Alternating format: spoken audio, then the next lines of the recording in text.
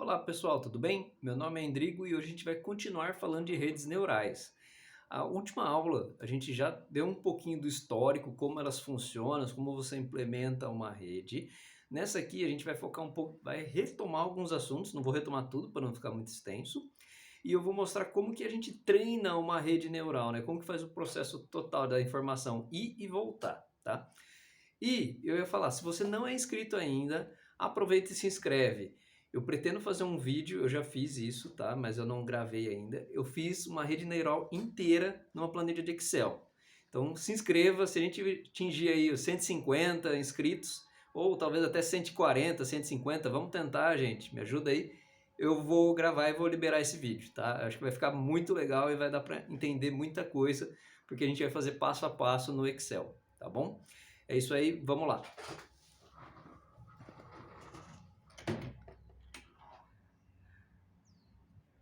Aqui, vamos ajustar aqui só. Opa. Tá. Vamos retomar só retomando um ponto. Desculpa aí. Só retomando um ponto, o Perceptron, né, ele vai receber as entradas. Ele vai ter os pesos, aqui no caso eu tenho 3 entradas, então peso W1, W2, W3, mais um bias, que é um viés, né? E vai ter um Z. Z o que é? Ele é um bias mais x1 vezes W1, x2 vezes W2, x3 vezes W3, tá? Essa letrinha aqui grega do Z é a função de ativação. O que pode ser? Eu posso simplesmente devolver o Z do jeito que ele está, y igual a Z. Posso fazer uma função tangente hiperbólica, que aí as saídas seriam de menos 1 a 1. Posso fazer uma logística, ou sigmoide, que aí no caso se ele vai sair uma entrada entre 0 e 1, ou uma função ReLU, se o Z for menor que 0 dá 0, se o Z for maior ou igual a 0, ele vai dar aqui uma ativação linear, né? Vai ser conforme aqui igual o y, né? Ou mesmo até um binário, ele talvez devolva 1 sempre, tá? E uma rede neural artificial aqui é um modelo que eles falam camadas totalmente conectadas. O que significa? É o mais usual, tá? Se você pega, por exemplo, essa camada aqui, né, esse aqui do meio, todos esses dois neurônios aqui no caso estão conectados a todos os outros neurônios aqui atrás. Então tem o x1 vai para o A1 e para o A2, x2 para o A1 e para o A2, x3 para o A1 e para o A2, né?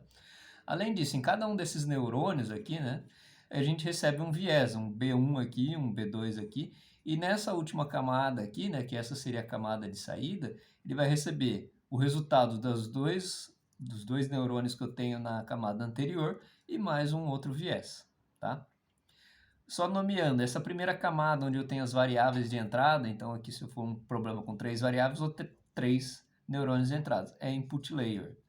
Essa do meio é a hidden layer, eu posso ter uma, posso ter mais, e a de saída, a última aqui, que vou devolver a predição do y, é a output layer, tá? Sempre a input layer ela tem que ser maior ou igual ao número de variáveis x. Por que maior ou igual? Se for menor, você vai estar deixando variável para trás. E como que poderia ser maior? Às vezes você pode colocar uma outra variável que vai receber, por exemplo, essa x1 ao quadrado. Se você suspeita que tem algum efeito ali ao quadrático, você pode fazer isso, tá? Então o modelo vai avaliar desde a variável x1 mais uma x1 também ao quadrado e vai atuar com ela ali, né? E como eu falei, cada neurônio, que nem tá aqui, ele vai passando a informação sempre para frente, né? Ele sempre vai indo aqui da esquerda para a direita, tá? Como que vai funcionar essa coisa uma rede ali, né, o treinamento? Primeiro, tem, que nem eu falei, vai ter os pesos aqui, eu não escrevi, mas eu teria, na x1 eu teria 2 pesos, né, um para cada neurônio, x2 mais 2 pesos, x3 mais 2 pesos, ou seja, 6 pesos aqui, nesse exemplo, para ir para essa camada hidden aqui. Depois aqui eu teria mais 2 pesos, um para cada saída do neurônio aqui na função de ativação, e mais os 3 betas. Então a gente vai começar a rede, todos esses 6, 7, 8 pesos mais os 3 betas de forma aleatória, tá? O algoritmo já vai jogar valores ali, né? Aí a gente vai calcular, fazer a função, então o A1 vai ser x1 vezes W1, x2 vezes W2, x3 vezes W3, mais o beta, função de ativação. O A2 faz a mesma coisa, só que com outros pesos, mais o outro beta, mais função de ativação. Essa neurônio de saída vai pegar o resultado dos dois anteriores, vezes W, vezes outro W, aqui, sei lá, W5, W6, enfim, mais um outro beta e função de ativação vai dar a saída. Com essa saída, a gente vai calcular a função de custo. Essa função ela vai variar conforme o tipo do seu dado. Se você está falando de uma variável contínua ou se você está fazendo um problema de classificação, por exemplo. Se for uma função contínua, a gente vai fazer a função custo, ela vai ser, né, seria uma média, né, n seria o número de observações que você está passando ali na rede, o valor real do y menos o que você previu, né, o y chapéu ao quadrado. Isso aqui é para não ter problemas. Às vezes você erra mais para cima, mais para baixo, zerou, né, para não enganar, então você sempre, a gente está fazendo ao quadrado. Esse aqui seria o erro quadrático médio, tá? Essa é uma função custo, como eu falei, para variável contínua. Se for aí uma variável discreta binária, aí você vai ter uma função de cross-entropy binária ou cross-entropy multiclass, tá? Que aí é uma outra função um pouco diferente, tá? O que essa função custo ela mede no final do dia? Ela está medindo o quanto a gente acertou. Quanto menor for isso aqui, né, digamos assim, é um erro, né, eu estou medindo um erro, quanto a gente acertou. Quanto mais próximo de zero, a gente está acertando muito bem, né? Beleza, eu sei quanto eu acertei. E aí, eu tenho que melhorar isso aí, porque eu comecei de forma aleatória, provavelmente vai estar muito... A chance de estar muito ruim é quase 100%. A gente vai fazer um processo, esse processo inicial que eu falei, de iniciar o peso, calcular e função custo, é o forward da rede, ou seja, eu fui passando a informação para frente. A gente vai fazer o backpropagation, que é o quê? Pegar, com base nesse resultado aqui predito e no y real, eu vou recalibrar os meus pesos. E como que a gente vai fazer isso, tá?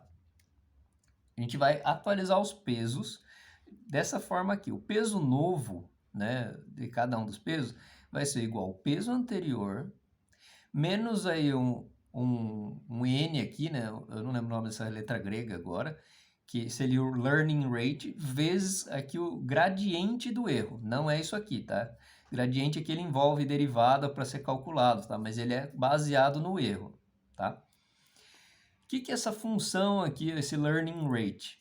Esse nzinho aqui, eu não lembro o nome que eu falei, learning rate, ele vai variar entre 0 e 1. Ele é tipo assim, ó, em vez de você mudar totalmente ali conforme o do gradiente, muda um pouquinho menos. Por quê? Imagina que você calculou aqui, seria a função custo e conforme os pesos, né? Então você calculou, deu aqui, deu bastante erro. O objetivo é a gente chegar aqui no erro mínimo, né? No nosso custo mínimo. Se você variar muito, pode ser que em vez de ir descendo para cá, você joga os resultados para cá, por esse outro ponto do outro lado aqui. Aí depois você vai recalibrar de novo, aí você vai para cá. Sabe, você voltou para um negócio que estava do lado, você deveria ter mexido só um pouquinho. Aí você fica só pingando, como se fosse ping-pong, né? De cada lado da curva aqui, loucamente, e não, às vezes não chega no valor mínimo. Então, a ideia de colocar um learning rate baixo, ele falou, não, peraí, em vez de você ajustar tudo isso de peso, ajusta só um pouquinho, vamos ver como fica. Aí, às vezes, você andou mais um pouquinho para cá. Aí, depois você anda mais um pouquinho, mais um pouquinho, mais um pouquinho, mais um pouquinho. Né? Ah, pode ser contraintuitivo que você está mudando poucos os pesos? Sim, mas só que às vezes você chega mais rápido indo devagar, né? Pode ser paradoxal, mas às vezes você está indo devagar, você não está pulando etapas ali, digamos assim, ou dando saltos muito grandes. Você está indo devagar, mas você chega mais rápido no seu objetivo aqui, que seria o J mínimo, tá? Aí aqui é teste, tá? Não tem a learning rate ideal. Aí você vai testando e vendo como que está convergindo, se está dando overfitting ou não, né?